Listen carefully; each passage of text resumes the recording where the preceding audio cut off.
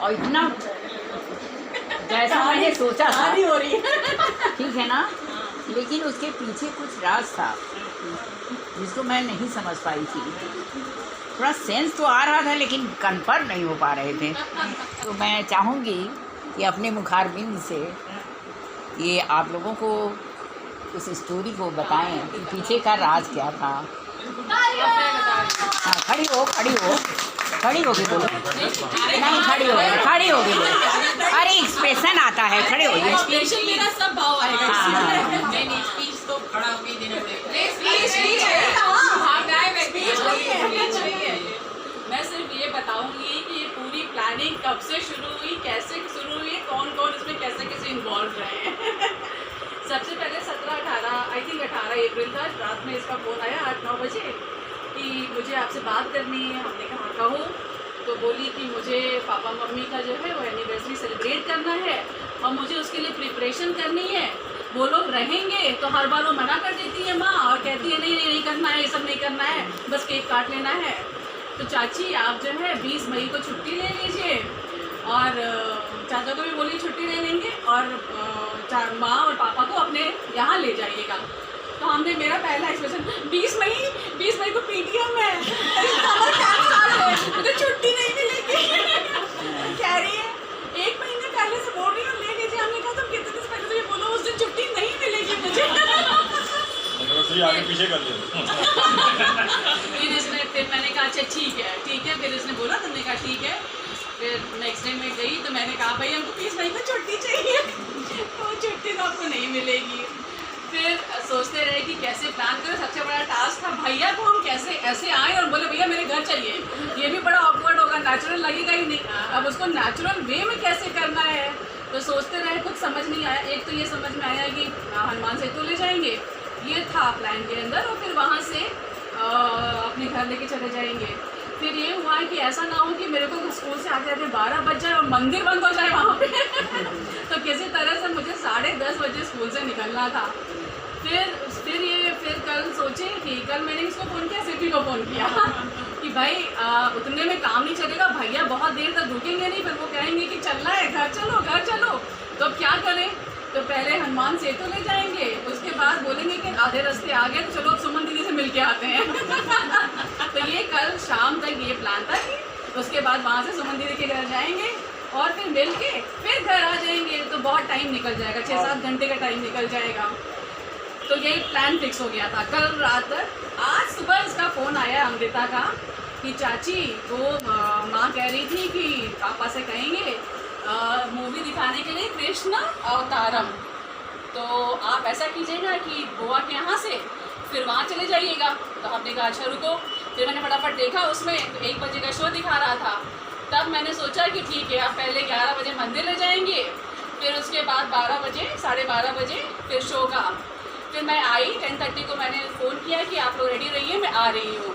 फिर मैं 11:15 बजे आ गई। फिर मैं लेके गई मंदिर।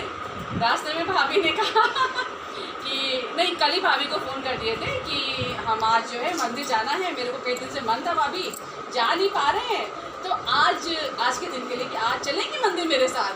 तो वो बोली अरे बड़ा अच्छा दिन तुमने चूज़ किया मंदिर जाने के लिए। हाँ बिल्कुल चलेंगे। हमने कहा भैया को भी कह दीजिएगा, वो भी चलेंगे। तो ये कल मेरी बात हो चुकी थी इनसे। अब आज सुबह जब चली तो यही मिठाई तक पहुँचे तो इन्होंने कहा आज मेरी एनिवर्सरी, तुमने बहुत अच्छा दिन चूज़ किया ले जाने के लिए। हमने कहा अच्छा आपकी एनिवर्सरी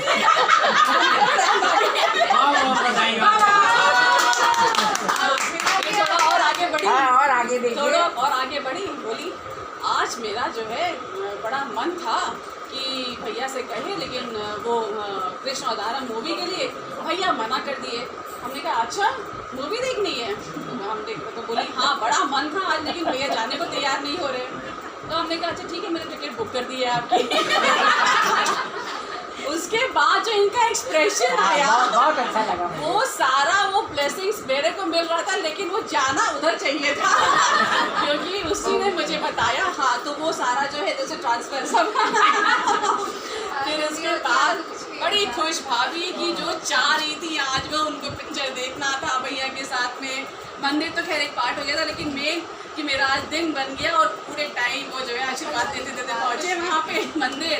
फिर वहाँ मैं पूछी कि क्या खाए भाई आप लोग, ये था कि नाश्ता वास्ता किए, खाना क्या खाएंगे, तो फिर वहाँ बोले नहीं कुछ खाएंगे नहीं। फिर इन लोगों को मैंने और वो दिमाग में ये था कि भैया को अगर पिक्चर पसंद नहीं आएगी तो उनको सोना होगा, तो वो मैंने VIP सीट बुक की जिसमें जब आराम से वो फैल के सो जाएंगे। हाँ, तो मैंने VIP सीट बुक की। फिर वहाँ पे उनसे बोला कि देखिए अगर बगल सब खाली है, आप लोग आराम से हाथ पकड़ के कि बैठ जाइएगा, पिक्चर एंजॉय कीजिएगा। फिर उसके बाद इन लोगों को भेजा, फिर पीछे से एक लड़की को भेजा पॉपकॉर्न लेके। फिर पॉपकॉर्न दिया और उससे बोला कि इन लोगों को गाइड कर दो कि वो बटन कहाँ से लगेगा, वो कैसे वो सीट ऊपर होगी। फिर कंफर्म किए कि लोग बैठ गए। फिर मैं अपना स्कूल चली गई। फिर 4 बजे मैं गई। फिर बोले इन लोगों से कि आप लोग आइए, फिर घर लेके चले गए। उसके बाद भैया को बोले, अब मैं सोची थी कि वो थोड़ा चेंज करके सो जाए, तब तो 3 घंटा और निकले आगे। मैंने भैया चले जाइए, लोअर पहन के सो जाइए, तो वो बोले नहीं मन नहीं है सोने का। फिर दोबारा बोले भैया चले जाइए। तब फिर खैर गए भैया ऊपर। उसके बाद तब इसलिए बोले कि इसका मैसेज आया कि 7 बजे। हमने कहा भाभी तैयार है जाने के लिए, 7 कैसे बजेगा। फिर मैंने कहा अच्छा रुको मैं मैनेज करती हूँ। फिर मैंने कहा कि भाभी तैयार 6 बजे, अब चलो चलो चलो चलना है।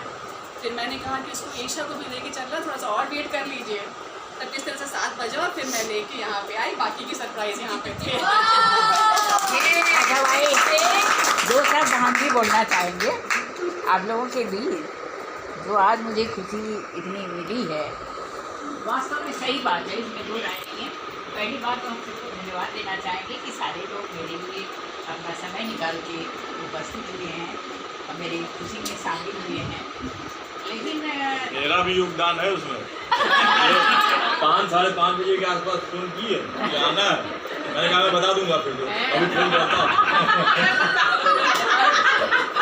मुझे नहीं पता था इतने दिन से बहुत की प्लानिंग थी, लेकिन मुझे जरा भी नहीं पता था कि ऐसी है ऐसा। लेकिन आज मुझे वास्तव में बहुत अच्छा लगा। लमटा को मैं पूरे रास्ते भर पहुँची गई, जैसा मैंने सोचा था। आज मैं खुदार्थ हो गई। आज जैसा मैं चाहता था वैसा तुमने कर दिया। लेकिन हम आप पिता को बहुत बहुत धन्यवाद देंगे कि चलो ये सारी प्लानिंग मेरे लिए उसने सोचा, इसके लिए बहुत सारी सोच सारी तो हम पार्क में ही बातें हुई थी। हमने कहा आज तुम भाई साहब के साथ पिक्चर देखने जाओगे और अगर तुम नहीं जाओगे तो हमको ताना मारोगे कि भाई आपको बता भी नहीं पाएगी। पहले से प्लानिंग थी, पहले से ही सुबह से ही प्लानिंग थी। इधर भी बार-बार प्लानिंग चल लौट के रही बोले पिक्चर देख के आओगे, अगर आप पिक्चर देखने आई तो देख लेना फिर। अच्छा है, बिल्कुल सही। दूसरी बात और कहना चाहूँगी, शशि आंटी के लिए भी क्या कर रहे हैं? वो कह रही थी भाई साहब नहीं देखते हैं। मैंने कहा आज तुम देख कर आओ। बिल्कुल सही है, ऐसे ही करना चाहिए। दूसरी बात मेरी इम्पॉर्टेंट ये है कि जैसा मैं चाहती हूँ एमडी से मिली रहूँ, एमडी के साथ रहूँ, तो ईश्वर ने ये भी मेरी मांग पूरी कर दिया कि ऐसे देवर गुजरात में थे, देवरानी जो मेन पार्ट है, ये लोग यहाँ आए। इसके बाद धीरे धीरे ये बेचू और तो और छोड़िए बहू का भी भाई बन जाए यहाँ। तो ये भी मेरी सौभाग्य है कि हर मौके पे सारे लोग उपस्थित हो जाएंगे। तो ये मेरा अपना परिवार है। मैं सब स्टेडियम आज अपने लोगों को, इन बच्चों को देख करके मैं जैसे दरवाजा खोली मुझे आंसू आने लगा। ये बच्चे मेरे लिए इतना बड़ा सरप्राइज करते हैं। तो सारे बच्चों को मेरी तरफ से सभी लोगों को बहुत बहुत सब लोग रहे। बस यही मेरी दुआ है। तो बहुत अच्छा लगता है जब पता रहो, बिल्कुल सरप्राइज कर दे। हम लोग हमारी बात भैया की पापा कुछ कह रहे हैं। ये हमसे ना करने की मंदिर जाए एक बार कल मिलता कल से कहा मंदिर में जाकर और ना जा पाऊँगी कल कल बहुत बढ़िया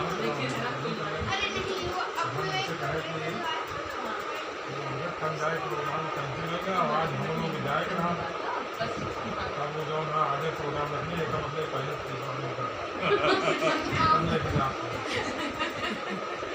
पहले नाथ मत बोले हम समझ गए। अच्छा है, समझ में लेके डिपार्टमेंट और वो भी ऐसे एक्सप्रेशन वो किए कि उनको कुछ पता नहीं है सरप्राइज लगे रहते हैं। सिंधनी ने कही हमारा पति 7 दिनों में मिले, देवरानी भी हमने 7 दिनों में मिले।